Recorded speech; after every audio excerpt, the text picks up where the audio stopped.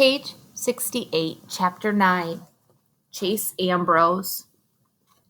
After the scrimmage, I head down to the locker room to get some player interviews. I arrive just in time to see Aaron slamming the heavy metal door in Hugo's face. He staggers backwards straight into me and lets out a whoop of shock. "Take it easy, Hugo," I tell him. "It's just me." "Hi, Chase," he manages, his voice faltering. "I'm trying to shoot some footage of the team." He hefts his own flip cam. "I thought Miss DeLeo put me on that," I tell him. "Oh, sure, totally," he says quickly. "We're just afraid you might, forget." "What do you mean, forget?" I ask, a little annoyed. He retreats a step, blushing, and looking plenty worried. No offense," he stammers. Before I can reply, the door opens and there's Bear. "I told you it was his voice," he shouts. He hauls me inside, shutting Hugo out again. "Hugo's with me," I protest. "Ha! Good one," Bear laughs.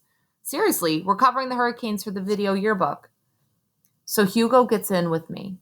He's grateful, but it doesn't make him very happy. He acts like he's tiptoeing around a minefield. I get some high fives, but the team's not in the best spirits. After all, they just got steamrolled.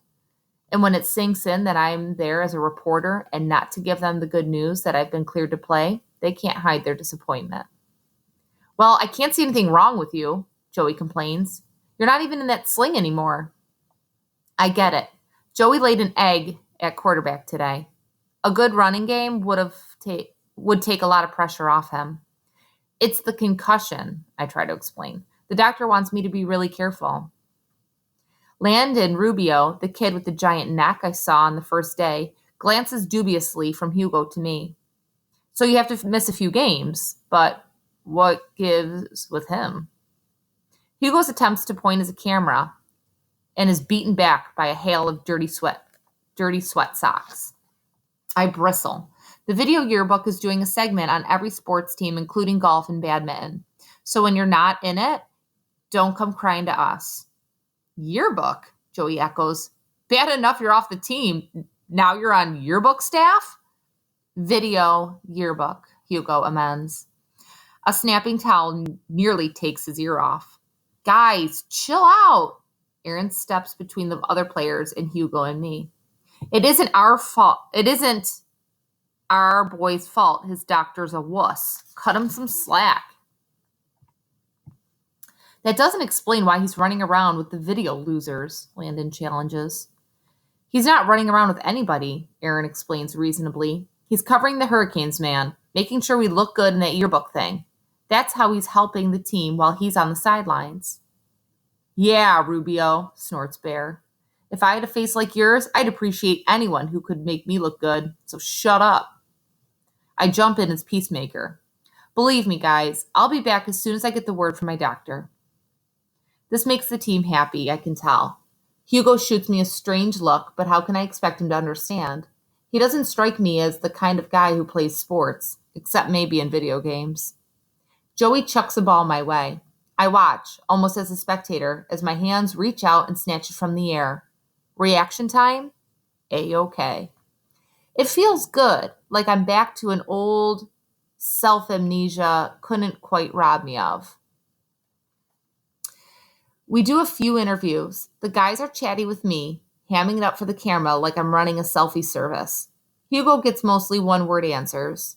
When I notice, he mumbles that we can fix it in editing. I don't see how any amount of editing can fix. "What are your thoughts for the upcoming season?" Answer. "Good." Then again, I'm just the newbie nobody even trusts to show up for my Verse Video Club assignment. When we're done, Hugo can't get out of there fast enough. This is hostile territory for him, but me, I feel like I'm home. "Well, I'd love to talk your ear off about my road to NFL glory," Aaron drawls, "but Bear and I have to go water some old people." "Wait, I'm going with you," I tell them. They stare at me like I've just announced I'm flying to Jupiter. "Dude, you don't have to go," Aaron reminds me. "They cut you loose because you got hurt." "It'll be fun." That falls flat, so I try again. "We're teammates, right? You go, I go." Bear's eyes narrow. "Exactly how much do you remember about the Graybeard Motel?" "Nothing," I reply honestly. He grins. If you want to go there when you don't have to, you don't just scramble your brains. You knock them out completely. Come on, how bad can it be? I'm semi-joking, but those two are so stone-faced that I start to wonder, yikes, what is this place? Frankenstein's lab? Your call, Aaron says.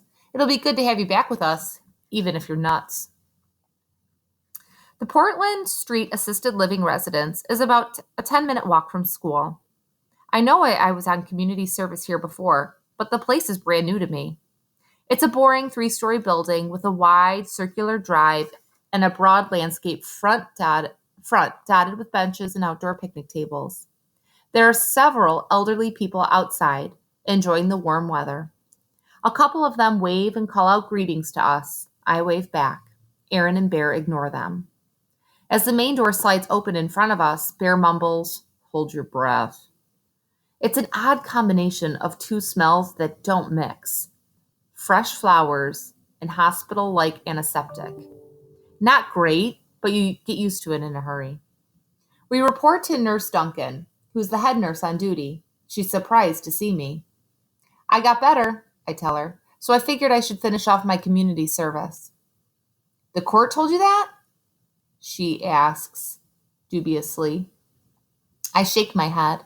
I came up with it on my own. We don't believe it either, Aaron jokes with a mock solemnity. That's very noble, Nurse Duncan says. Well, I've got you boys on the snack cart today. It doesn't normally take 3, but we'll give Chase a soft job on his first day back. We get a rolling cart laden with juice boxes, cookies, crackers, and free newspapers. By the time we get off the elevator on the 3rd floor, Aaron and Bear have helped themselves to half the merchandise. Believe me, they have more Oreos than those mummies could ever gum down, Aaron says when I look disapproving. And I assure you, oh perfect one, you've sampled plenty of cookies off this cart. I reach back for a snack-jacking memory, but come up empty. I'll have to take his word for it. Bear tears open a bag and dumps a small pile of ginger snaps into my hand. I take a tiny bite, glaring at my partners in crime, who are chowing down in a blizzard of wrappers and crumbs. We played a football game this morning, Bear reminds me. You work up an appetite. Not everyone's too delicate like you. I guess I'm not too delicate to bend over and pick up your garbage, I snap back. I might be getting the hang of being friends with these two. We go door to door, offering the residents snacks and papers. When I was in the hospital, all the staff and volunteers who came into my room were really nice and friendly. Well, Aaron and Bear are the opposite of that. Aaron's the polite one. He flings the door wide and barks, "Snack cart!"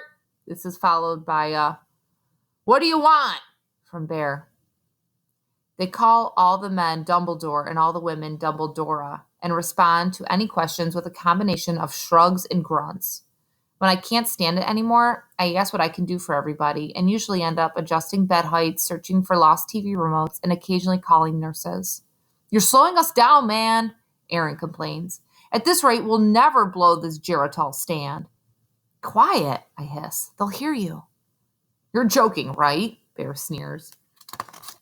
Most of these old fossils can't remember to change the batteries in their hearing aids. The last thing any of them heard was the A-bomb test at Yucca Flat. "They're not as deaf as you think," I shoot back. "The lady in 212 definitely heard it when you ripped one in her living room." Aaron laughs. "Now that's the Chase we know and love." Those jokes are funny when it's the 3 of us, not so much when the old people are around. Most of them are pretty frail. They definitely deserve more respect than they're getting from us.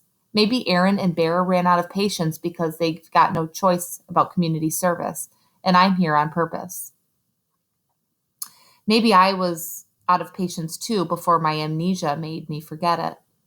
But I find the residents kind of interesting. They remember stuff in real life that you can only read about in history books. There's a lady in 326 whose father was one of the firemen on the scene of the Hindenburg disaster. The guy in 318 was a communications expert at Houston Mission Control when Neil Armstrong first set foot on the moon. In room 209 lives a guy who's totally blind. yet tells the most vivid stories of growing up 2 doors down from Baseball Hall of Famer Joe DiMaggio. The rule is that if someone is not in or sleeping, we leave a juice box and a packet of cookies on the table. The man in 121 is snoring enthusiastically in an easy chair when I notice the black and white photo on his nightstand. It's a picture of a young soldier bowing his head to receive a military decoration from an important-looking man with round, steel-rimmed spectacles. "Is that President Truman?" I whisper. Aaron looks bored. "Who cares? Let's get out of here. If this Dumbledore wakes up, he'll talk your ear off." But I'm hooked. The only medal you get straight from the president is the Medal of Honor. This guy's a hero. "Big deal," Bear scoffs. "Back in the day, there were so many wars that they handed out medals like Hershey Kisses." I sigh and start to follow them to the door. I wonder what he did. They don't give out the Medal of Honor for just any old thing. "Probably slew a triceratops or something," Aaron suggests with a shrug. "Come on, we're almost done." "It was a pterodactyl," comes a sarcastic voice from behind us. We wheel around. He's sitting up now, an elderly man, a little bent at the shoulders, with a shock of white hair. "And I slew it with my stone knife." I step forward. "Mister, that's you in the picture, right?" "No, it's Harry Truman. Can't you see I'm busy? It takes me half an hour to get out of bed and twice that to haul myself across the room with the stupid walker." He's obviously not busy. He just wants to be left alone. Maybe he doesn't like us very much. Apparently, not all the residents are hard of hearing. Aaron and Bear are already slouching out of the room. "Sorry," I mumble, following them into the hall. "You've got a lot to learn, Ambrose," Aaron tells me. "Get one of these Dumbledores talking about his war days, and you'll be here till you're as old as he is." I have to admit, it's probably good advice. "All right," I say, "let's just finish." We work our way down the hall to the last room on the floor. "Almost done," Aaron groans. "Just Cloud 10 and we can get out of here." "Cloud 10? I echo. "You're going to love this one," Bear assures me. "You know Cloud 9? Well, this old bag's at least one cloud up from that.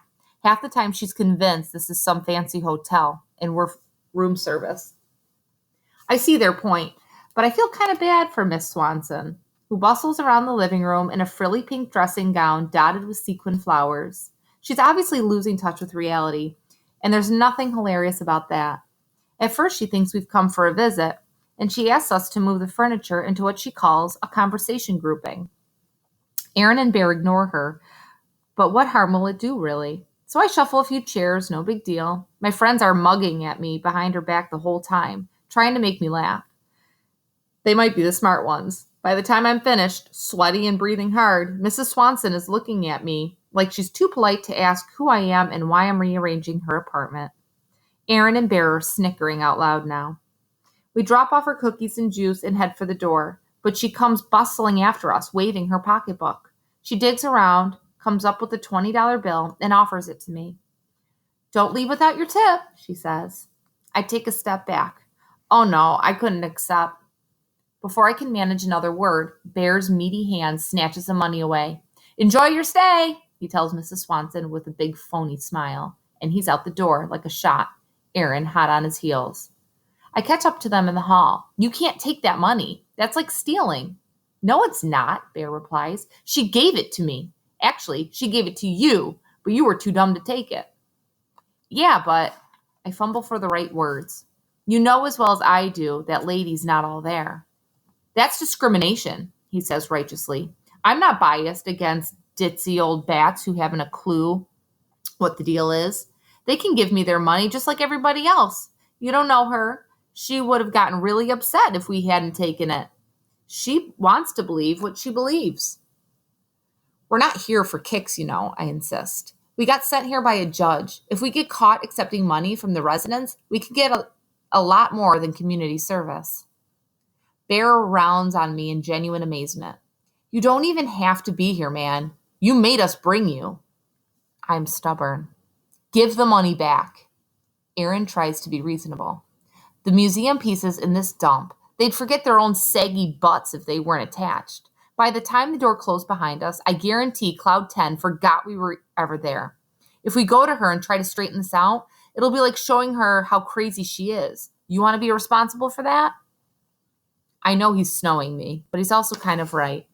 I doubt we could explain to Mrs. Swanson that she just tipped the community service guys. But even if we could, she'd be embarrassed and upset and probably more confused than before. We should give that money to charity, I mumble. Done, Bear agrees. It's going to my favorite charity, the Take a Bear to Lunch Fund. Who's up for pizza? We all laugh, but I'm laughing a lot less than those two. The whole thing leaves a sour taste in my mouth, and pizza's the last thing I'm thinking about.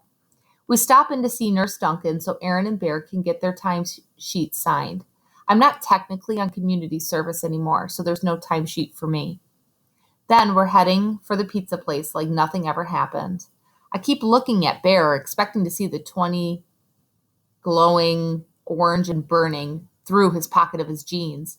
I can't explain it, but the more they goof around, tripping and shoving each other, the less appetite I have for lunch. You okay, Ambrose? Aaron tosses it at me in concern. You don't look so hot. I'll catch up with you guys later. I pound back in the direction of Portland Street. I hang a left and sprint up to the assisted living residence, then dash in the sliding door and straight to room 100. I pull a fistful of crumpled bills from my pocket and fish out a 20. Aaron's right. I'd never be able to explain to Mrs. Swanson why I'm giving her money for what she could only see as no reason. No, my plan is simpler than that. I'll slip it right under her door. When she notices it, she'll just assume she dropped it. As I squat down and pass the bill through the gap between the door and the carpet, it occurs to me that if anybody sees me, it'll look like I'm the one doing something sleazy, not the one making it right. Luck is with me, though. I'm able to return the 20 unobserved. No, not return, I remind myself. I'm out $20 in this deal, and I feel a little resentful when I picture Aaron and Bear feasting on pizza that I am essentially paying for. But it's a small price tag for being able to sleep at night. As I make my way out again, I pause in front of 121, the Medal of Honor guy's room. I squint at the small plaque on the wall. Mr. Julius Solway. The door is open a crack, and I catch a glimpse of Mr. Solway struggling across the room on his walker. Suddenly, a baleful eye is glaring at me through the opening. You're back? Mr. Solway's raspy voice growls from inside. What do you want now? My instinct is to flee, but curiosity gets the better of me. Which war was it? I asked the old man. You know, where you won the medal. The Trojan War, he barks. Remember Achilles? I was the one who got him right in the heel. It stings, but I say, I didn't mean to disturb you, and start away. Korea, he calls after my retreating back. 1952. I turn. It's an honor to meet you, Mr. Solway. You must have done something really heroic. Everyone did, he replies gruffly. A lot of brave men are still buried there. They're the heroes. I'm just the one they picked to hang a bauble on. I can't help asking, what did you do? To earn the medal, I mean. I can still only see one eye, but it's impossible to miss the flash of impatience. I stood on my head and spit nickels. Listen, smart guy, when you get to be my age, you don't always remember the details of every single event in your life, but I don't expect a young punk like you to understand that. He closes the door. Old people are supposed to have wisdom, but Mr. Solway is definitely wrong about me. I've already forgotten more than he'll ever know.